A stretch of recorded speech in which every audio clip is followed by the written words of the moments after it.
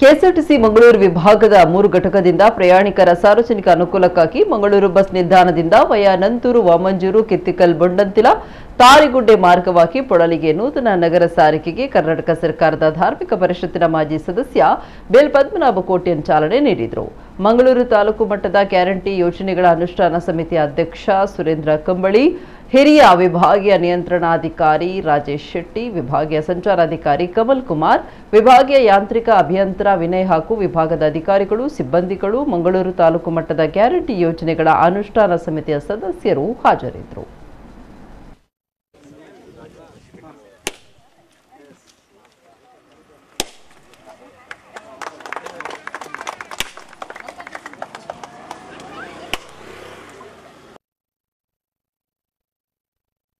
ಇವತ್ತು ನಮ್ಮ ಕರ್ನಾಟಕ ಸರ್ಕಾರ ಸಿದ್ದರಾಮಯ್ಯ ಸರ್ಕಾರದ ಒಂದು ಸರ್ಕಾರದಿಂದ ಪಂಚ ಗ್ಯಾರಂಟಿ ಒಂದು ಏನು ನುಡಿದಂತೆ ನಡೆದ ಸರ್ಕಾರ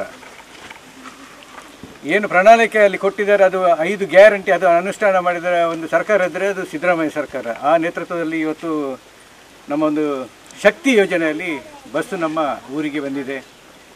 ಇದರ ಮೊದಲೊಂದು ಬಸ್ಸು ಪ್ರಾರಂಭ ಆಗಿದೆ, ಇದು 2ನೇ ಬಸ್ಸು ನಮ್ಮ ಊರಿಗೆ.